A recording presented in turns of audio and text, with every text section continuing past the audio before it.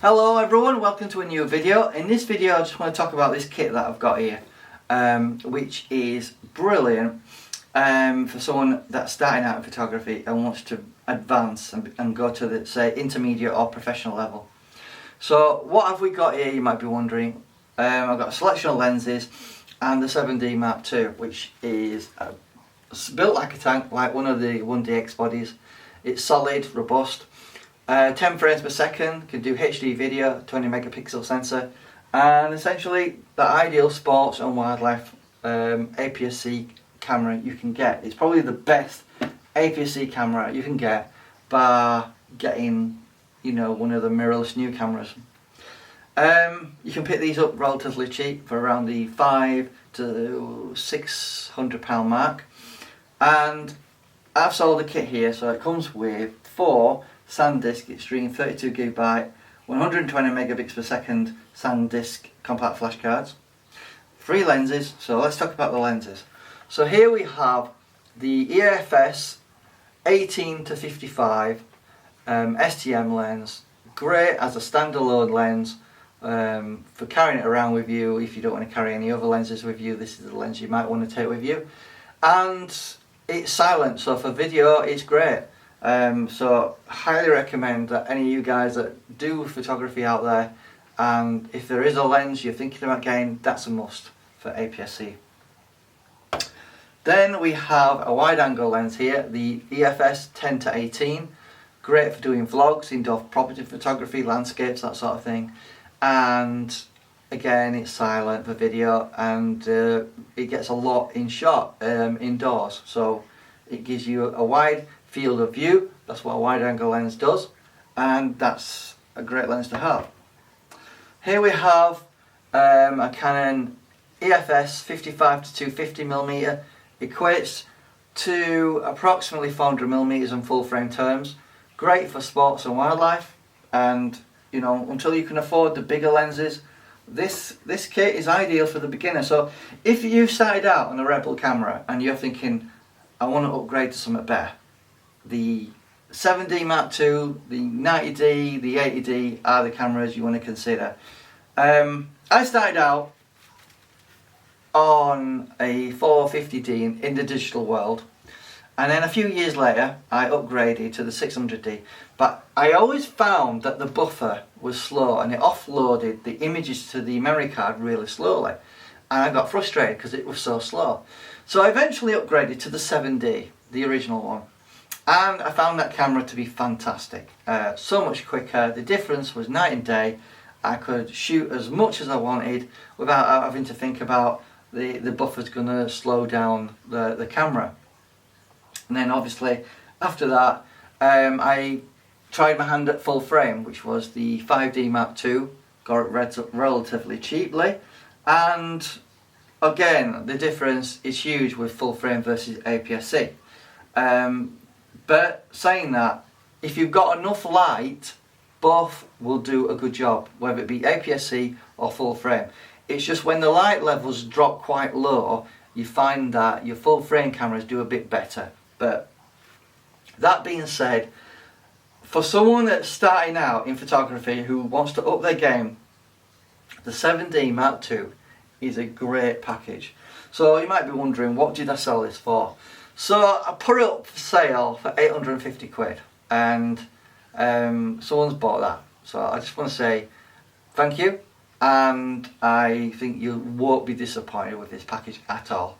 What I'll actually see out of that money is probably around 750. So a lot of people, when they're thinking about buying something, and you know, they make an offer sometimes, they might feel like the seller is being an idiot for not accepting it. But just remember, the amount of fees that are incurred could be as much as £100, if not more.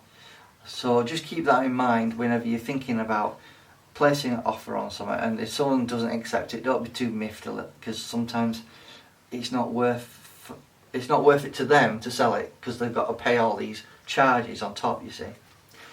Anyway, so yeah, as a beginner, I think you will be incredibly happy with this package, because For the money, you know, you've got 3 lenses, and if I was to break this down into what these lenses would cost you to buy individually, brand new. So let's work that out. So the 18 to 55, you'd probably pick that up brand new for about £150. Second hand, about 80. So the 10 to 18, brand new, I know Canon selling that for around 300, and you'll pick that up for about 180 to £200 second hand.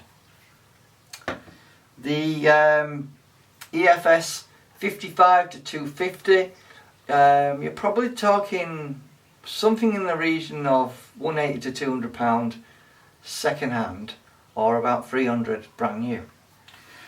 And then the camera, I don't know if you can buy these brand new anymore actually, but in general you'll pick them up for around £500 to £600 used on eBay all day long. So as you can see, when you start working out the cost, that £850 they've paid doesn't sound that much money really for a professional level kit, you know. Some people might argue and say, well, these lenses are not L lenses, no, they're not professional lenses, they can't get good results with what some might consider budget lenses. So some might argue that you can't get good results with these affordable EFS budget lenses, and I would say some people will compare these lenses with, say, this lens, which is an L lens, a 16 to 35mm f4 lens, and this is L grade, a lot more expensive obviously. This particular lens, brand new, will set you back about £1,000, just to put that in context. And this is pretty much the equivalent of this really, this EFS 10 to 18mm lens. And the price of that is about 300, and the price of that is about £1,000, maybe a little bit more. So that's your main difference really. But are you getting £700 improvement in image quality? The answer to that is not really, no.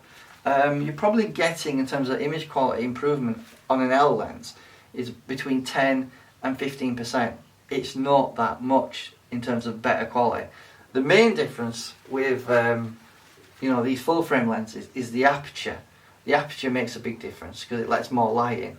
But apart from that, if you've got good light, you'd be hard pressed to tell the difference. Which, you know, if I took a picture with this and a picture with this L lens, and the light was pretty good, and I put them side by side, you would not be able to tell the difference. Trust me. You'd have to really pixel peep and really struggle to tell the difference between those two lenses. So don't get caught up in the fact that you have to buy L lenses to get good quality images. That's a load of rubbish. There's many professionals out there that just use the EFS budget lenses and they do fine with it, you know. The only downside to these EFS lenses is the aperture, because they are quite dark. So on this 18 to 55, the aperture we've got is 3.5 to 5.6. So it doesn't open up really wide, but nevertheless it's still reasonably good. On the 10 to 18, the aperture range on that is 4.5 to 5.6. Again, they're all stabilised, image stabilised, these lenses are. And then on this zoom lens, we have f4 to 5.6, so they're pretty comparable to each other, if I'm honest with you. And I don't think you would be too disappointed, really. So this is the package for someone who is wanting to get more serious in their photography. And you know what? If I was a student, I would be so happy with this gear here. You can do anything you want with this. You can do portraiture, landscape, property photography, wildlife, sports. The only thing you might be limited in is doing stuff during sunset, sunrise, or in poorly lit conditions. Apart from those 3 things, you can do everything else that a pro probably can do. Anyway, I hope this video has been helpful to give you a bit of a chat about this kit. And I just wanted to say to the winner who bought this, you know, I hope this does you well, and you enjoy using it, you know. I used the 90D for a very long time, and then I got this because it was a camera I wanted to buy many years ago, but I couldn't afford it because back then this was about a £2,000 camera. It was really expensive. But as time goes on, you can buy older stuff cheaper. You know, I want to buy the R5, and that retails for about £4 grand. I can't afford it. It's out of my price range.